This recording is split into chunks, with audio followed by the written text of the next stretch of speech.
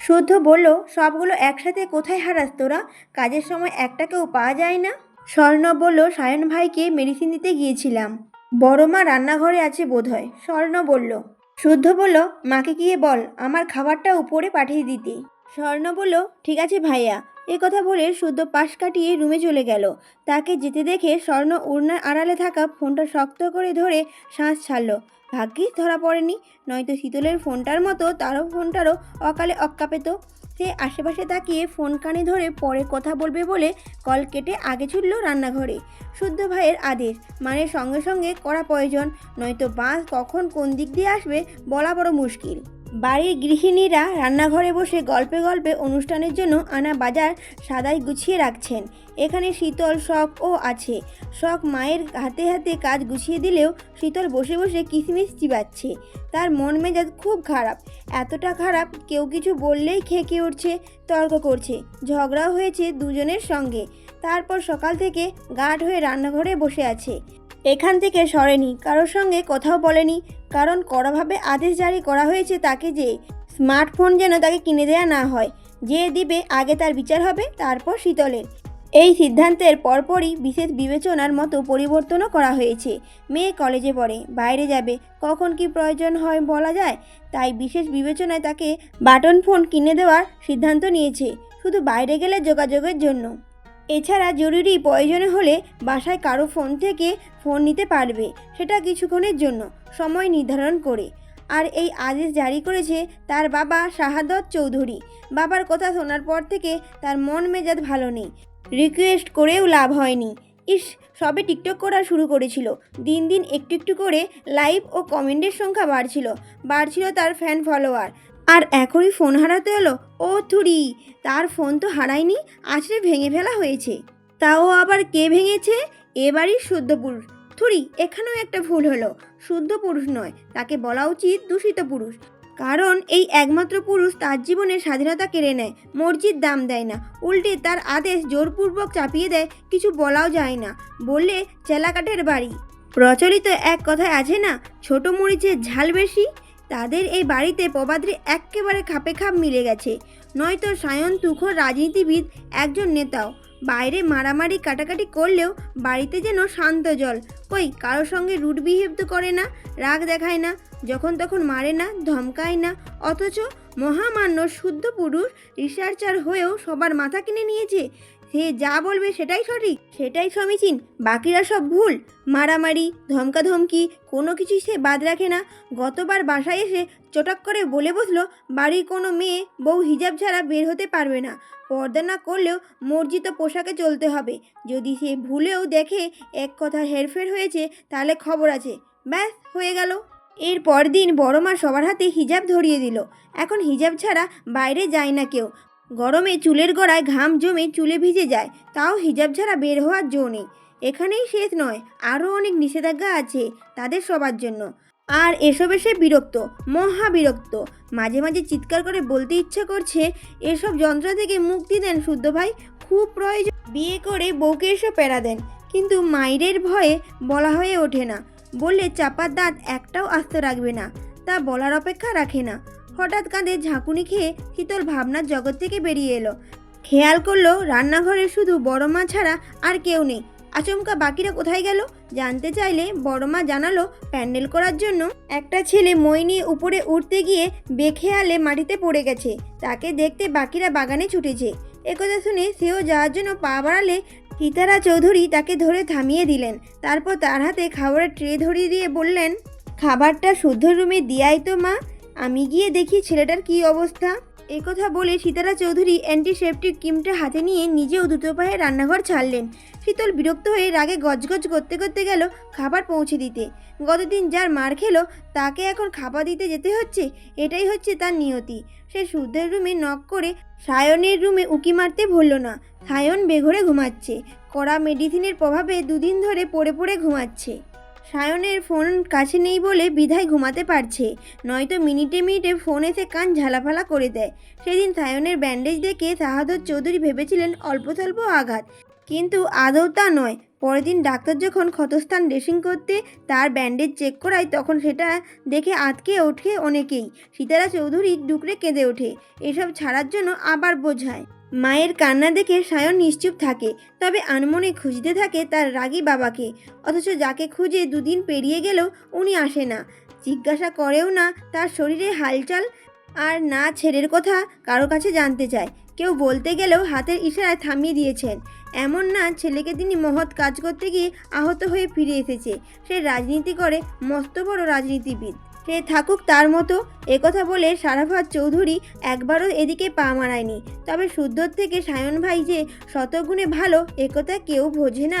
কেউ বুঝলে সায়ন ভাইকে নয়, বরং খাটা শুদ্ধকে বকাঝকা শোনাতো।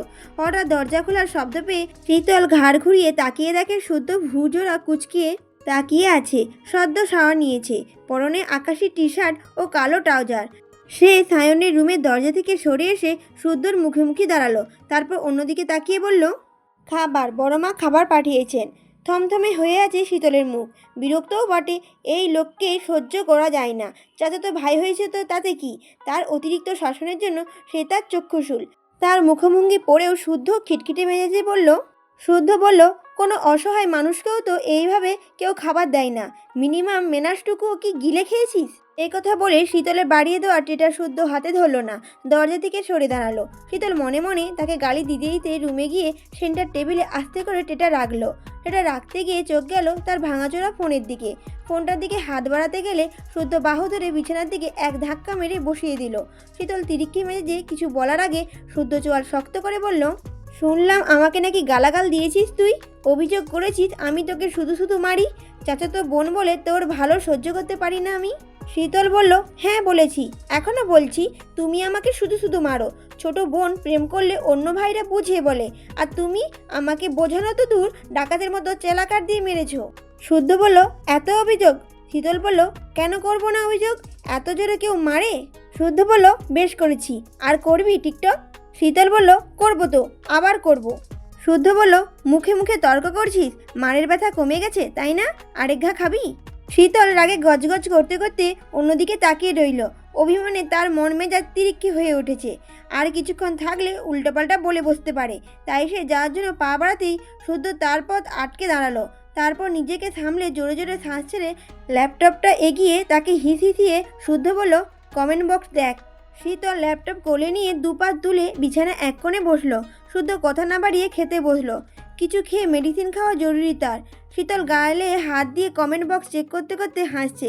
ফ্যানরা তার টিকটক পছন্দ করেছে, প্রশংসা করেছে, আরও বেশি করে টিকটক করার জন্য উৎসাহ দিচ্ছে। এরা কত ভালো চায় তার। সে মহা আনন্দে ঝুমঝুম করে মন দিয়ে কমেন্টগুলো চেক করতে করতে হঠাৎ আঙুলের খোঁচা লাগলো তার গালে। ব্যথায় কোকিয়ে উঠল সে। ব্যথাতুর শব্দ শুনে শুদ্ধ ভুকুচকে তাকাতেই খেয়াল করলো শীতলের বাম গাল দিয়ে রক্ত বের হচ্ছে। কদিন যাবৎ শীতল কপালে গালে থুতনিতে 2-4টা ব্রণ উঠেছে। ফর্সা গালে লাল হয়ে আছে একটি ব্রণ। কিশোরী থেকে সদ্য যৌবনে পা দিলে এসব খুব ন্যাচারাল। তাছাড়া ব্রণ নানান কারণে হতে পারে, শুধু যে সদ্য যৌবনে পা দিলে তা নয়। এমনও হতে পারে আজকাল পানি কম খাচ্ছে, অথবা ঠিকমতো ঘুম হচ্ছে না। হতেও পারে পূর্বের চেয়ে তার স্কিনে অয়েলি ভাবটা বেড়েছে। এসব নিয়ে কিছু বলার প্রয়োজন বোধ করলো না শুদ্ধ। শীতল ওড়না দিয়ে সদ্য গলে যাওয়া ব্রণের রক্ত মুছে পুনরায় কমেন্ট চেক করতে গিয়ে তার চোখ আটকালো একজনের কমেন্টে। সদ্য যৌবনে পা দেওয়ার আবেদনময়ী প্রেমিকা আমার, খুব ভালোবাসি জান, তোমার এই যৌবন সুধা পান করার অপেক্ষায়। এ কমেন্ট করেছে তার কদিনের জন্য বানানো প্রেমিক ফারাবি। এটাই সেই প্রেমিক যাকে সায়ন ড্যান্ডিখোর বলেছিল। ফারাবির কমেন্ট দেখে শীতল রাগে কিরমির করে তাকিয়ে রইল কমেন্টের দিকে। ফারাবি কী করে পারলো এসব নোংরা কথা বলতে? তার বুদ্ধিতেই তো টিকটক করার সিদ্ধান্ত নিয়েছিল। পরিচিতি লাভ ও উপার্জনের উৎস হিসেবে বেছে নিয়েছিল টিকটক, অথচ পাবলিক প্লেসে এভাবে ছোট করতে পারলো। ফারাবি কমেন্টের পর ঘণ্টাখানেক আগে করা আরেকজন কমেন্টের নজর আটকায় তার। ব্রণ দেখে মনে হচ্ছে যৌবন জ্বালা রাত বিরেতে ঘুমাতে পারছে না। গতরাতে করা তৃতীয় কমেন্ট, হেই সেক্সি, রসের আলাপ সারতে ইনবক্স প্লিজ। আরেকজন কমেন্ট দেখে শীতলের কথা হারিয়ে গেল, হাসি মিলিয়ে গেল। চোখ দিয়ে ঝরতে লাগলো কয়েক ফোঁটা অশ্রুজল। সে ঝাপসা দু চোখে এই কমেন্টটাও পড়ল। সায়ন শুদ্ধর বোনদের পালতে পারছে না বোধহয়, এই জন্য রাস্তায় নামিয়েছে। চৌধুরী বাবুরা দেখি বাড়ির মেয়েদেরকে দিয়ে ব্যবসা চালু করেছে। চালিয়ে যাও, ভালো হচ্ছে। পরের ভিডিওতে রেটটা জানিও। এই কমেন্টে আরেকজন রিপ্লাই করেছে, ভাই রেট জানালে আমাকেও জানায়েন, আমরা না গেলে চৌধুরীদের ব্যবসা লাটে উঠবে তো। আরেকজনের কমেন্ট, আর দুই বোনকেও রাস্তায় নামাও সায়ন, একটাকে আর কতজন মিলে খাবো, ভাগ কম পাবো তো ইয়ার। এমন বাজে বাজে কমেন্টে ভরা তার ইনবক্স। এসব দেখে শীতলের কথা হারিয়ে গেল। মাথা নিচু করে বসে রইল সে। নোংরা কথা গা রি করে উঠল। ছোট থেকে কেউ তাকে নোংরা কথা বলেনি, বরং চৌধুরী নিবাসের মেয়েরা বলে সব জায়গায় যথেষ্ট স্নেহ ও ভালোবাসা পেয়েছে। শুদ্ধ খেতে বসেছে ঠিকই, কিন্তু এক লোকমা খাবারও গলা দিয়ে নামেনি তার। সে খাবার খেতে হাত উঠিয়ে ধারালো দৃষ্টিতে তাকিয়ে আছে ভীত হরিণীর ন্যায় বসে থাকা শীতলের দিকে। শীতলের সাহস নেই চোখ তুলে তাকানোর, তবুও বুঝতে পারছে কেউ তীক্ষ্ণ দৃষ্টিতে তাকে পরখ করছে। তখন শুদ্ধ দাঁতে দাঁত চেপে বলল, এতদিন কেউ চৌধুরী নিবাসের মেয়েদের দিকে চোখ তুলে তাকানোর সাহসও করেনি। নোংরা কথা বলা তো বহুদূর, তোর বোকামিতে চৌধুরী নিবাসের প্রতিটা সদস্যের দিকে আঙুল তোলা হচ্ছে। শিক্ষা নিয়ে কথা উঠেছে। কমেন্টগুলো দারুণ না? শান্তি পেলি এবার? মন প্রাণ জুড়িয়েছে নিশ্চয়ই। আর কি বললি যেন? আমি তোকে সহ্য করতে পারি না, তোর ভালো দেখতে পারি না, চাচাতো বোন তাই বাজে ব্যবহার করি, মারি, ধমকাই। ওকে ফাইন, এতদিন যা করিনি আজকে থেকে সেটাই করব। এই মুহূর্ত থেকে সত্যি সত্যি চাচাতো বোন হিসেবে ট্রিট করব। যা রুমে যা। শীতল বিছানা থেকে উঠে দাঁড়িয়ে মাথা নিচু করে নীরবে অশ্রু ঝরাচ্ছে। খারাপ লাগছে, কষ্ট হচ্ছে। আগে যদি জানতো এমন হবে তাহলে কি আর এসব জড়াতো? গুণাক্ষরেও আন্দাজ করেনি তাদের পাড়ার ছেলে পেলে তাকে ফলো করে। এমনকি সায়নের প্রতিপক্ষরা এ ব্যাপারটাকে তিল থেকে তাল করবে। জনে জনে এসে তাকে টার্গেট করে চৌধুরী বাড়ির মেয়েদেরও চরিত্র নিয়ে আঙুল তুলবে। শুধু তার জন্য শখ স্বর্ণকেও বাজে কথা শুনতে হলো। বাবা, চাচা, ভাইয়ের কষ্টও পেতে হলো। তাদের শিক্ষা নিয়ে প্রশ্ন উঠল। বাবা তাহলে কমেন্টগুলো দেখেই এত খেপেছে, নতুবা উনি তো কখনো এমন কঠিন ব্যবহার করে না। সব দোষ তার, তার কারণে এত কিছু। এসব ভেবে শীতল ফোপাতে ফোপাতে কিছু বলার আগে শুদ্ধ কাঁচের গ্লাসটা মেঝেতে ছুঁড়ে মেরে চিৎকার করে বলল, যেতে বলেছি, দূর হও চোখের সামনে থেকে। শেষ কথাটা শুদ্ধ এত জোরে চিৎকার করে বলেছে যে শীতল দাঁড়িয়ে থাকা সাহস করল না।